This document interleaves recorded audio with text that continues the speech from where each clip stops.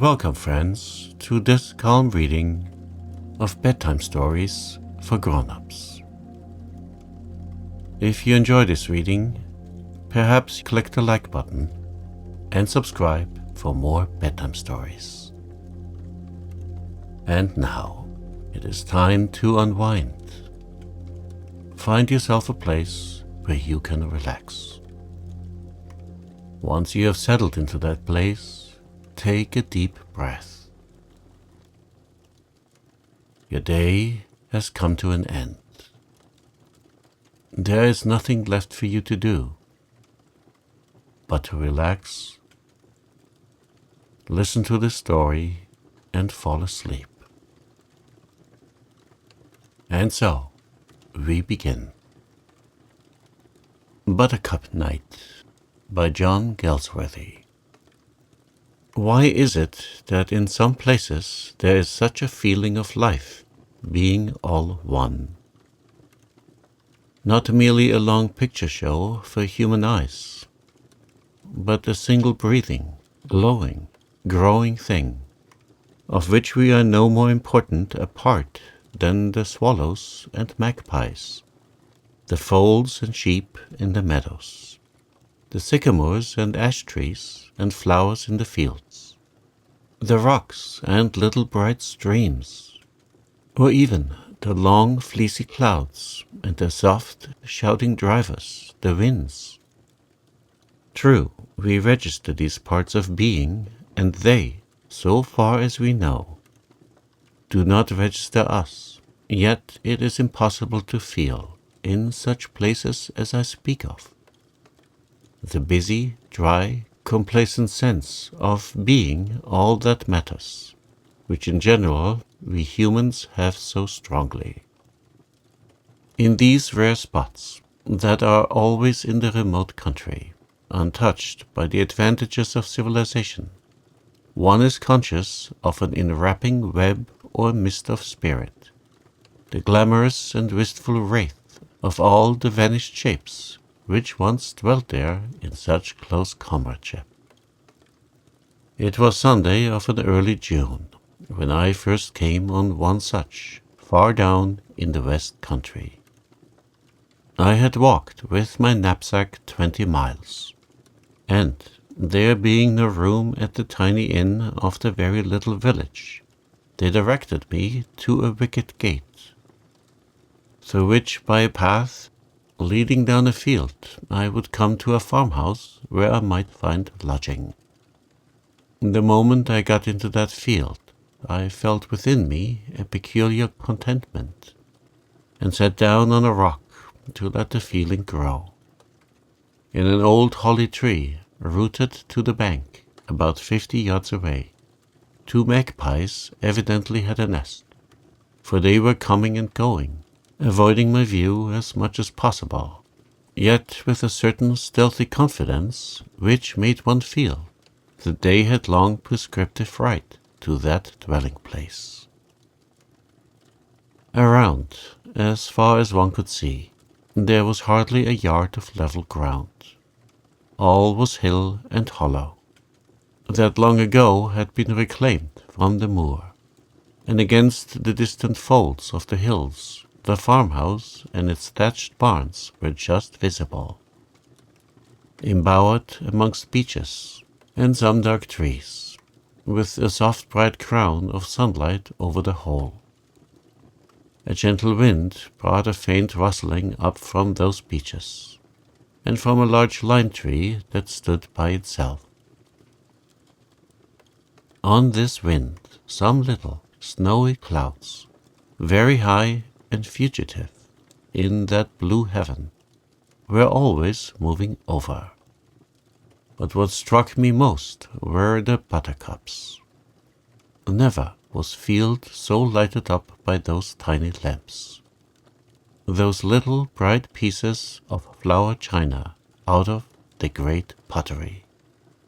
They covered the whole ground, as if the sunlight had fallen bodily from the sky, in tens of millions of gold patines, and the fields below as well, down to what was evidently a stream, were just as thick with the extraordinary warmth and glory of them. Leaving the rock at last, I went toward the house. It was long and low and rather sad, standing in a garden all mossy grass and buttercups, with a few rhododendrons and flowery shrubs, below a row of fine old Irish yews. On the stone veranda, a grey sheepdog and a very small golden-haired child were sitting close together, absorbed in each other. A pleasant woman came in answer to my knock and told me, in a soft, slurring voice, that I might stay the night. And dropping my knapsack, I went out again. Through an old gate under a stone arch, I came on the farmyard, quite deserted save for a couple of ducks moving slowly down a gutter in the sunlight.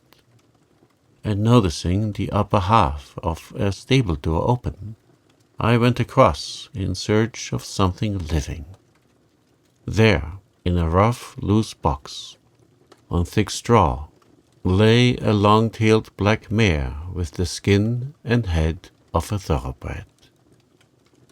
She was swathed in blankets, and her face, all cut about the cheeks and over the eyes, rested on an ordinary human's pillow, held by a bearded man in shirt-sleeves, while, leaning against the whitewashed walls, sat full a dozen other men, perfectly silent, very gravely and intently gazing. The mare's eyes were half closed, and what could be seen of them dull and bluish, as though she had been through a long time of pain. Save for her rapid breathing, she lay quite still, but her neck and ears were streaked with sweat, and every now and then her hind legs quivered spasmodically. Seeing me at the door, she raised her head, uttering a queer, half-human noise. But the bearded man at once put his hand on her forehead, and with a "Whoa, my dear, whoa, my pretty," pressed it down again, while with the other hand he plumped up the pillow for her cheek. And as the mare obediently let fall her head, one of the men said in a low voice, "I never see anything so like a Christian." And the others echoed in chorus, "Like a Christian, like a Christian." It went to one's heart to watch her, and I moved off, down the farm lane into an old orchard, where the apple trees were still in bloom, with bees, very small ones, busy on the blossoms, whose petals were dropping on the dock leaves and buttercups in the long grass. Climbing over the bank at the far end, I found myself in a meadow the like of which, so wild and yet so lush, I think I have never seen. Along one hedge of its meandering length was a mass of pink mayflower, and between two little running streams grew quantities of yellow water iris daggers, as they called them. The print-frock orchid, too, was everywhere in the grass, and always the buttercups.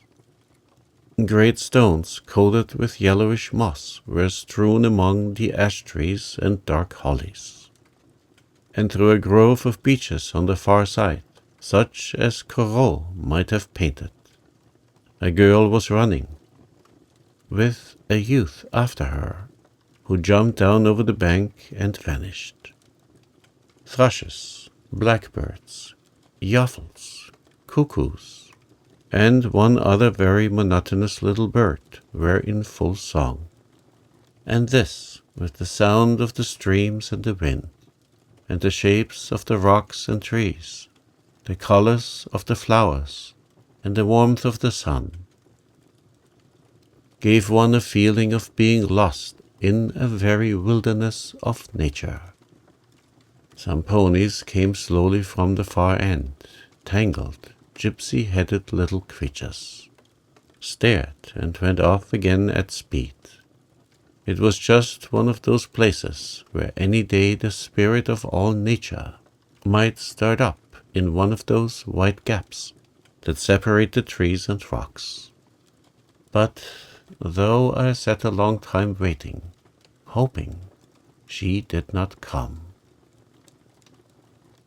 They were all gone from the stable when I went back up to the farm, except the bearded nurse and one tall fellow, who might have been the dying Gaul as he crouched there in the straw, and the mare was sleeping, her head between her nurse's knees. That night I woke at 2 o'clock to find it almost as bright as day, with moonlight coming in through the flimsy curtains, and smitten with the feeling that comes to us creatures of routine so rarely, of what beauty and strangeness we let slip by without ever stretching out hand to grasp it. I got up, dressed, stole downstairs, and out. Never was such a night of frozen beauty, never such dream tranquility. The wind had dropped, and the silence was such that one hardly liked to tread even on the grass. From the lawn and fields there seemed to be a mist rising. In truth, the moonlight caught on the dewy buttercups, and across the ghostly radiance the shadows of the yew trees fell in dense black bars. Suddenly I bethought me of the mare. How was she faring this marvelous night? Very softly, opening the door into the yard, I tiptoed across. A light was burning in her box, and I could hear her making the same half-human noise she had made in the afternoon, as if wondering at her feelings. And instantly the voice of the bearded man, talking to her as one might talk to a child. "Over, my darling, you've been long enough for that sight. Way, my sweet, you let old Jack turn you then." Then came a scuffling in the straw, a thud, that half-human sigh, and his voice again. "Put your head to pillar. That's my dandy gal. Old Jack wouldn't hurt you, no more'n if you was the queen." Then only her quick breathing could be heard, and his cough and mutter, as he settled down once more to his long vigil. I crept very softly up to the window, but she heard me at once, and at the movement of her head the old fellow sat up, blinking his eyes out of the bush of his grizzled hair and beard. Opening the door, I said, "May I come in?" "Oh, aye, come in, sure, if you've a mind to."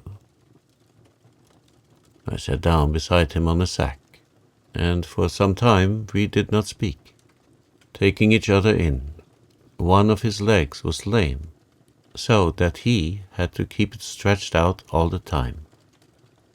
And awfully tired he looked, great tired. "You're a great nurse," I said at last. "It must be tiring work, watching out here all night." His eyes twinkled. They were of that bright grey kind through which the soul looks out. "Ah, no," he said. "Ah, don't grudge it for a dumb animal. Poor things, they can't help themselves. Many's a night I've sat up with horses and beasts too. 'Tisn't me, can't bear to see them creatures suffer." And laying his hand on the mare's ears, "They says horses haven't no soul. 'Tis my belief they've souls same as us.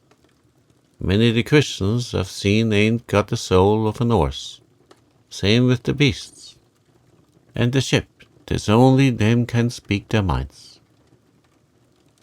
"And where," I said, "do you think they go when they die?" He looked at me a little queerly, fancying perhaps that I was leading him into some trap, making sure too that I was a real stranger without power over his body or soul. For humble folk must be careful in the country. Then, reassured and nodding in his beard, he answered knowingly, "I don't think they go so very far." "Why? Do you ever see the spirits?" Nah, I never seen none, but for all they say, I don't think none of us goes such a brave way off. There's room for all, dead or alive. And there's Christians I've seen, well, if they'm not dead for good, then neither aren't dumb animals, for sure.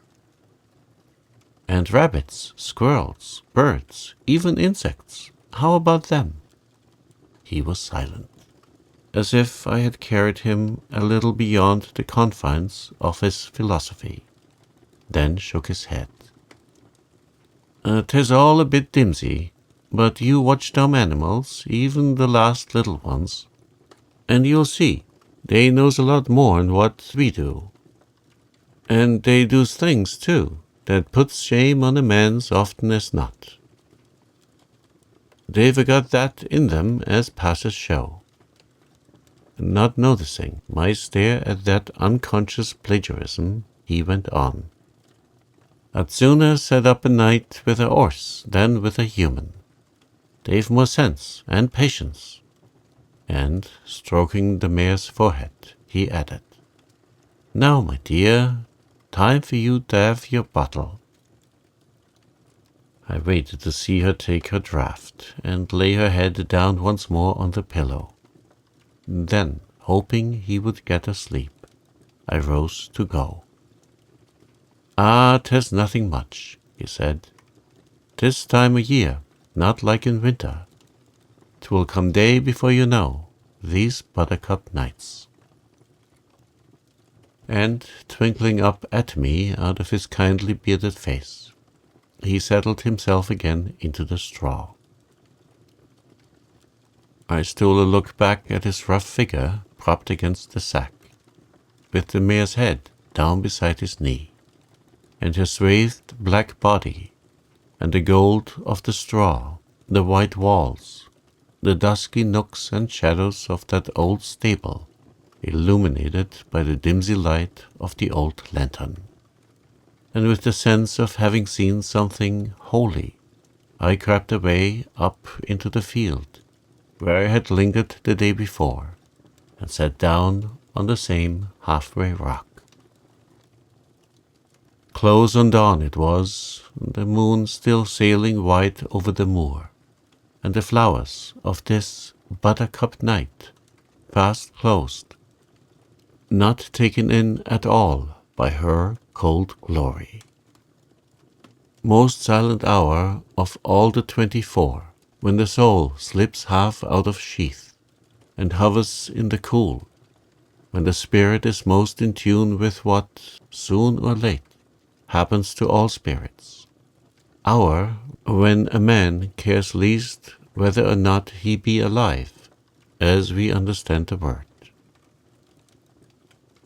None of us goes such a brave way off. There's room for all, dead or alive. Though it was almost unbearably colorless and quiet, there was warmth in thinking of those words of his. In the thought, too, of the millions of living things snugly asleep all around.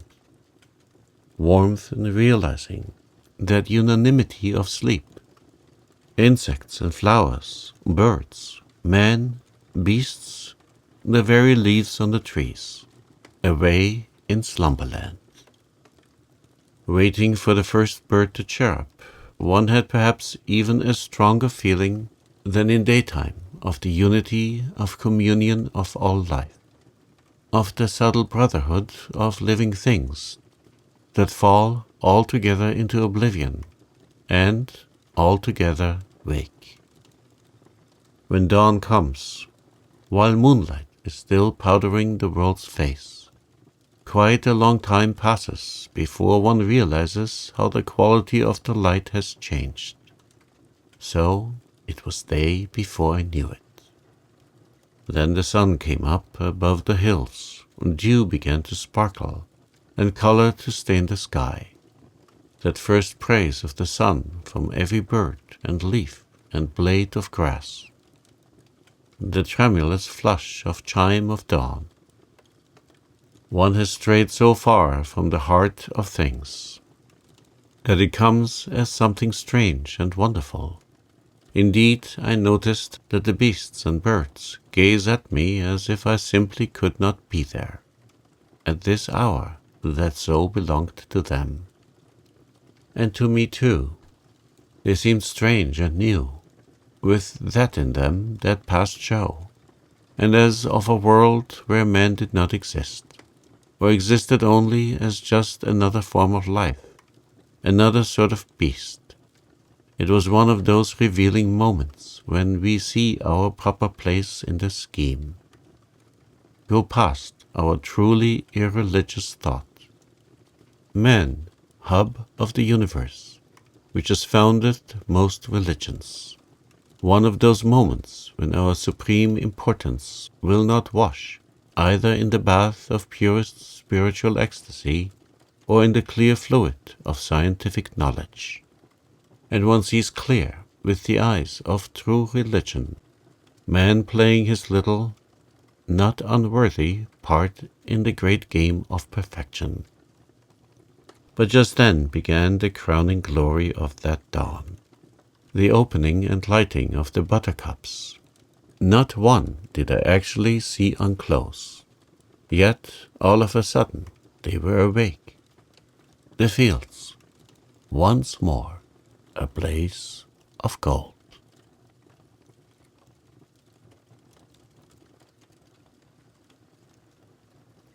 The Marble Child by E. Nesbit. All over the pavement of the church spread the exaggerated cross-hatching of the old Pew's oak.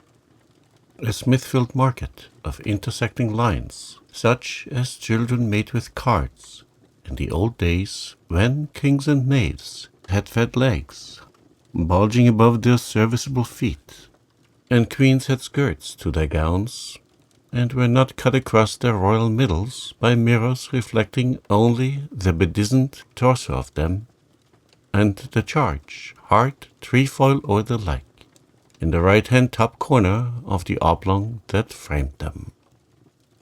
The pew had qualities: tall, fat hassocks, red cushions, a comparative seclusion, and, in the case of the affluent, red curtains drawn at sermon time. The child, wearied by the spectacle of a plump divine, in black gown and Geneva bands, thumping the pulpit cushions in the madness of incomprehensible oratory, surrendered his ears to the noise of the intonations which, in his own treble, would have earned the reprimand naughty temper. His eyes, however, were, through some oversight of the gods of his universe, still his own. They found their own pasture, not, to be sure, the argent and sable of gown and bands, still less the gulls of flushed denunciatory gills. There is fair pasture in an old church which, when Norman work was broken down, men loved and built again as from the heart, with pillars and arches, which, to their rude time, symbolized all that the heart desires to materialize in symbolic stone. The fretted tombs were the effigies of warrior and priest, lay lifelike in dead marble, the fretted canopies that brooded over their rest. Tall pillars like the trunks of the pine woods that smelled so sweet, the marvel of the timbered roof. Turned upside down it would be like a ship. And what could be easier than to turn it upside down? Imagination shrank bashfully from the pulpit already tightly tenanted. But the triforium was plainly and beautifully empty. There one could walk, squeezing happily through the deep, thin arches and treading carefully by the unguarded narrow ledge. Only if one played too long in the rough, aunts nudged, and urged whispers insisted that one must not look about like that in church. When this moment came, it came always as a crisis foreseen, half dreaded, half longed for. After that, the child kept his eyes lowered, and looked only at the faded red hassocks, from which the straw bulged, and, in brief, guarded intimate moments, at the other child. The other child was kneeling, always, whether the congregation knelt or stood or sat. Its hands were clasped, its face was raised, but its back bowed under the weight of the font. For the other child was of marble and knelt always in the church, Sundays and weekdays. There had been once 3 marble figures holding up the shallow basin, but 2 had crumbled or been broken away, and now it seemed that the whole weight of the superimposed marble rested on those slender shoulders. The child, who was not marble, was sorry for the other. He must be very tired. The child who was not marble, his name was Ernest, the child of weary eyes and bored brain, pitied the marble boy while he envied him. "I suppose he doesn't really feel if he's stone," he said. "That's what they mean by the stony-hearted tyrant. But if he does feel, how jolly it would be if he could come out and sit in my pew, or if I could creep under the font beside him. If he would move a little, there would be just room for me." The first time that Ernest ever saw the marble child move was on the hottest Sunday in the year. The walk across the fields had been a breathless penance. The ground burned the soles of Ernest's feet as red-hot plowshares the feet of the saints. The corn was cut and stood in stiff yellow stalks, and the shadows were very black. The sky was light, except in the west beyond the pine trees, where blue-black clouds were piled. "Like witches' feather beds," said Aunt Harriet, shaking out the folds of her shawl. "Not before the child, dear," whispered Aunt Emmeline. Ernest heard her, of course. It was always like that. As soon as anyone spoke about anything interesting, Aunt Emmeline intervened. Ernest walked along very melancholy in his starched frill. The dust had whitened his strapped shoes, and there was a wrinkle in one of his white socks. "Put it up, child, put it up," said Aunt Jessie, and, shielded from the world by the vast silk-veiled crinolines of 3 full-sized aunts, he pulled it up. On the way to church, and indeed in all walks abroad, you held the hand of an aunt. The circumvent crinolines made the holding an arm's-length business, very tiring. Ernest was always glad when, in the porch, the hand was dropped. It was just as the porch was reached that the first lonely roll of thunder broke over the hills. "I knew it," said Aunt Jessie in triumph. "But you would wear your blue silk." There was no more thunder till after the second lesson, which was hardly ever as interesting as the first, Ernest thought. The marble child looked more tired than usual, and Ernest lost himself in a dream game where both of them got out from prison and played hide-and-seek among the tombstones. Then the thunder cracked deafeningly right over the church. Ernest forgot to stand up, and even the clergyman waited till it died away. It was a most exciting service, well worth coming to church for, and afterwards people crowded in the wide porch and wondered whether it would clear, and wished they had brought their umbrellas. Some went back and sat in their pews till the servants should have had time to go home and return with umbrellas and cloaks. The more impetuous made clumsy rushes between the showers, bonnets bent, skirts held well up. Many a Sunday dress was ruined that day, many a bonnet fell from best to second best. And it was when Aunt Jessie whispered to him to sit still and be a good boy and learn a hymn, that he looked to the marble child with, "Isn't it a shame?" in his heart and his eyes. And the marble child looked back, "Never mind, it will soon be over," and held out its marble hands. Ernest saw them come toward him, reaching well beyond the rim of the basin, under which they had always, till now, stayed. "Oh," said Ernest, quite out loud, and, dropping the hymn book, held out his hands, or began to hold them out, for before he had done more than sketch the gesture, he remembered that marble does not move, and that one must not be silly. All the same, marble had moved. Also, Ernest had spoken out loud in church. Unspeakable disgrace. He was taken home in conscious ignominy, treading in all the puddles to distract his mind from his condition. He was put to bed early as a punishment, instead of sitting up and learning his catechism under the charge of one of the maids, while the aunts went to evening church. This, while it was terrible to Ernest, was the nature of a reprieve to the housemaid, who found means to modify her own consequent loneliness. Faraway whispers and laughs from the back of the kitchen windows assured Ernest that the front or polite side of the house was unguarded. He got up, simulated the appearance of the completely dressed, and went down the carpeted stairs, through the rosewood-furnished drawing-room, rose-scented and still as a deathbed, and so out through the French windows to the lawn, where already the beginnings of dew lay softly. His going out had no definite aim.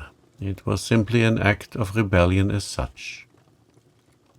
Secure from observation, the timid may achieve.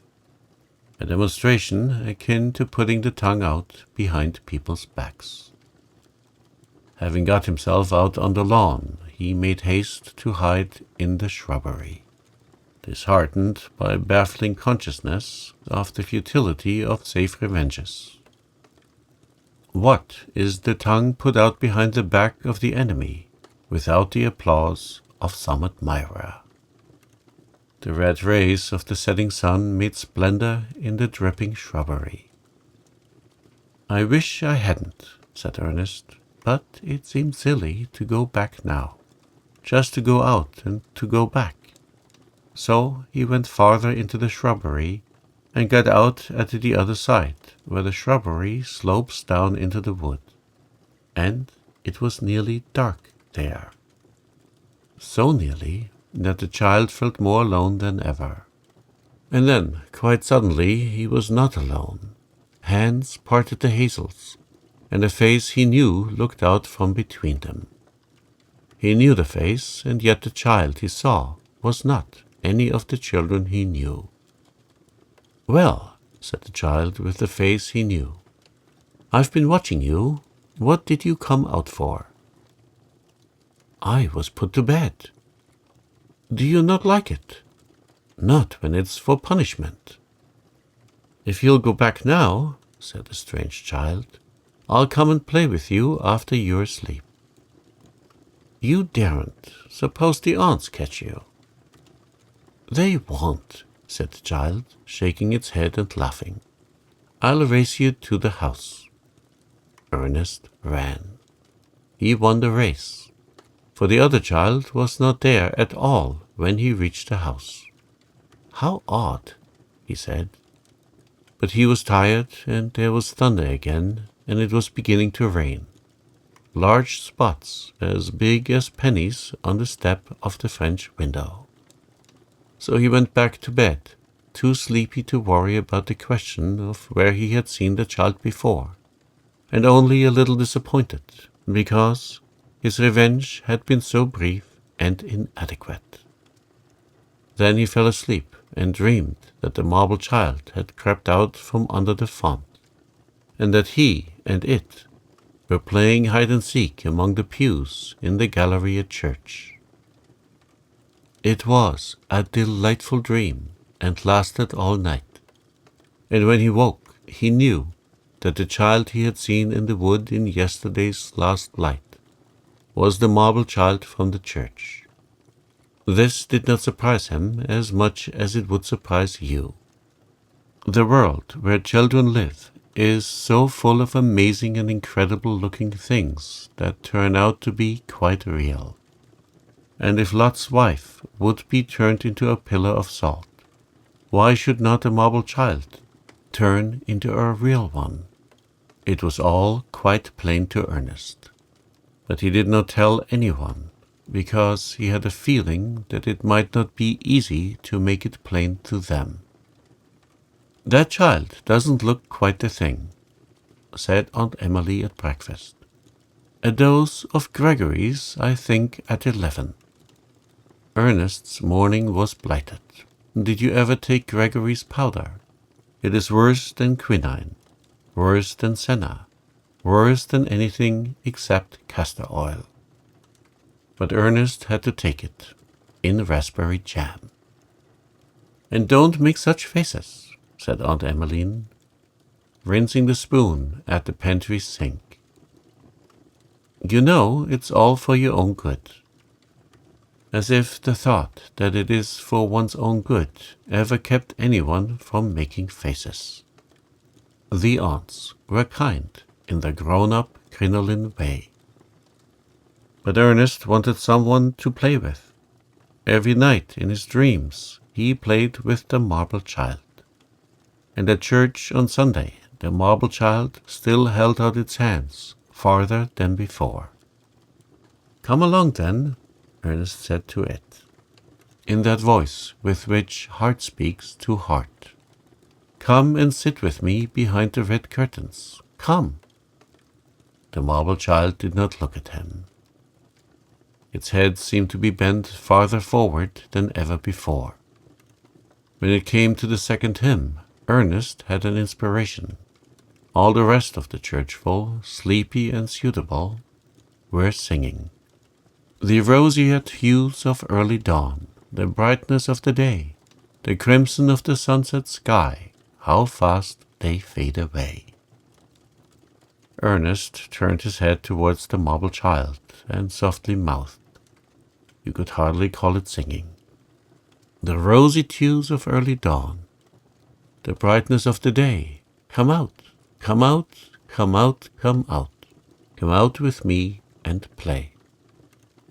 And he pictured the rapture of that moment when the marble child should respond to this appeal, creep out from under the font, and come and sit beside him on the red cushions, beyond the red curtains. The aunts would not see, of course. They never saw the things that mattered. No one would see except Ernest. He looked hard at the marble child. "You must come out," he said, and again, "You must come, you must." And the marble child did come. It crept out and came to sit by him, holding his hand.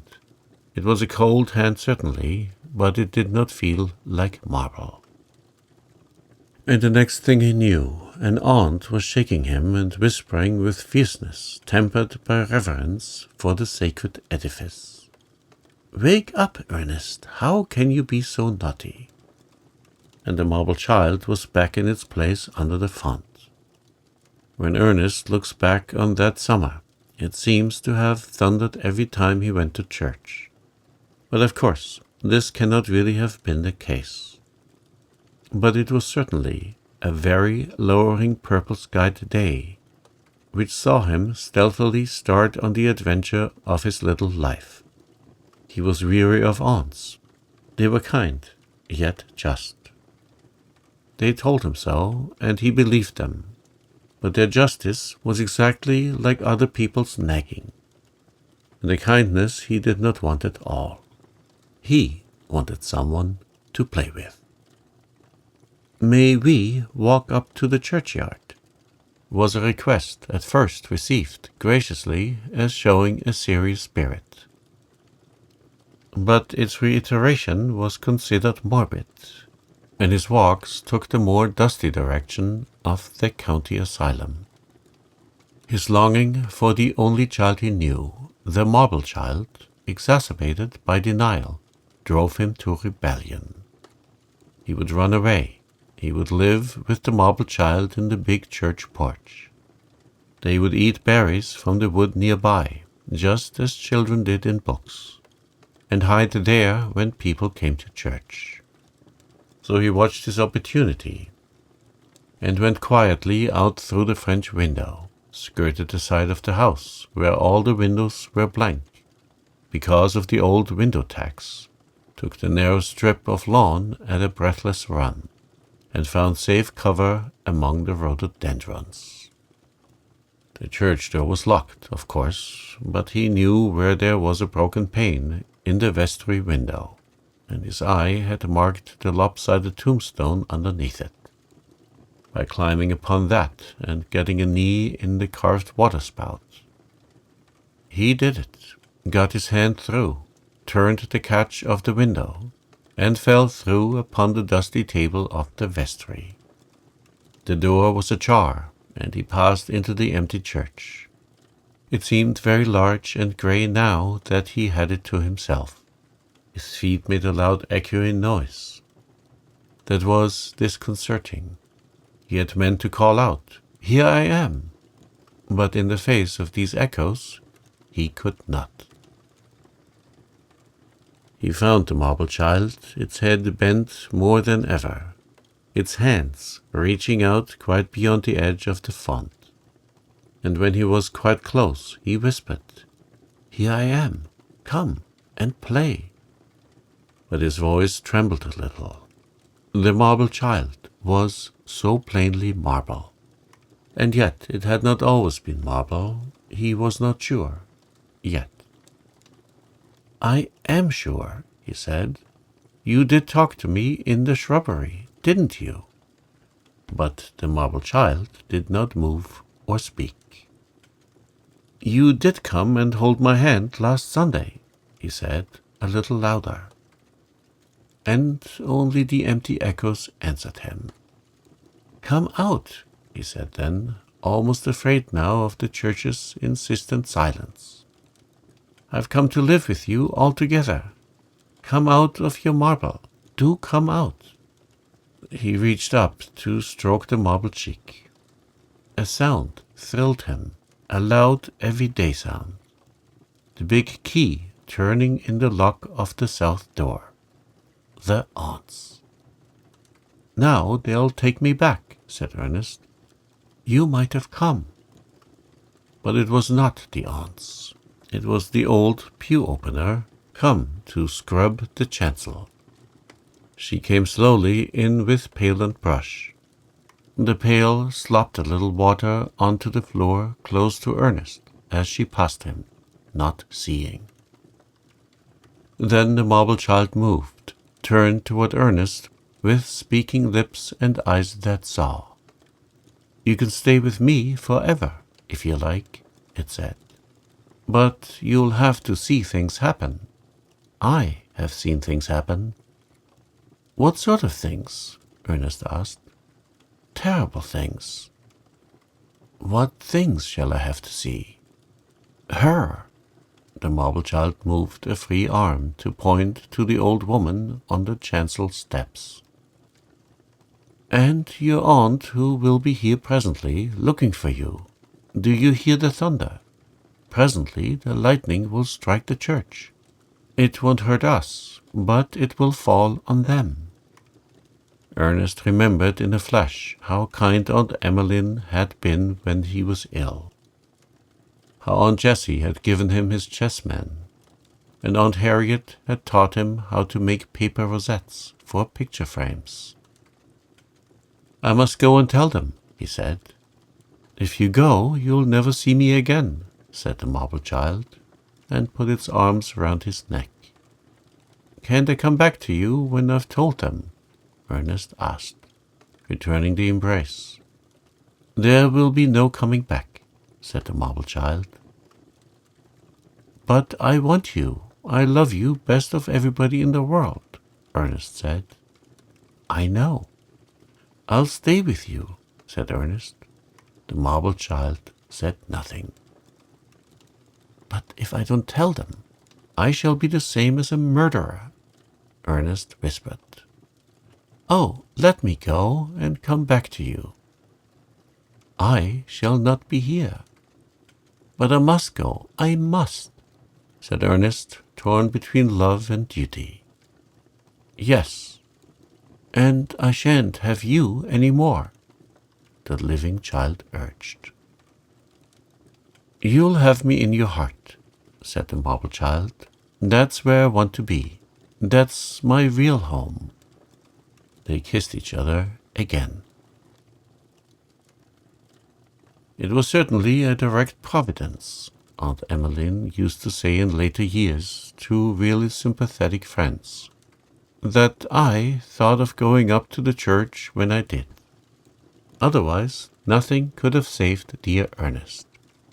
He was terrified, quite crazy with fright, poor child, and he rushed out at me from behind our pew, shouting, 'Come away, Auntie, come away,' and dragged me out. Mrs. Meadows providentially followed, to see what it was all about, and the next thing was the catastrophe." "The church was struck by a thunderbolt, was it not?" the sympathetic friend asks. "It was indeed a deafening crash, my dear, and then the church slowly crumbled before our eyes. The south wall broke like a slice of cake when you break it across. And the noise and the dust. Mrs. Meadows never had her hearing again, poor thing, and her mind was a little affected too. I became unconscious. And Ernest, well, it was altogether too much for the child. He lay between life and death for weeks. Shook to the system, the physician said. He had been rather run down before. He had to get a little cousin to come and live with us afterwards. The physician said that he required young society. It must indeed have been a shock, says the sympathetic friend. Who knows, there is more to come. His intellect was quite changed, my dear, Aunt Emmeline resumes. On regaining consciousness, he demanded the marble child. Cried and raved, my dear, always about the marble child. It appeared he had had fancies about one of the little angels that supported the old font, not the present one, my dear. We presented that as a token of gratitude to Providence for our escape. Of course, we checked his fancifulness as well as we could, but it lasted quite a long time. What became of the little marble angel? The friend inquires, as in friendship bound. Crushed to powder, dear, in the awful wreck of the church. Not a trace of it could be found. And poor Mrs. Meadows, so dreadful those delusions. What form did her delusions take? The friend, anxious to be done with the old story, hastily asks. Well, she always declared that 2 children ran out to warn me, and that one of them was very unusual looking.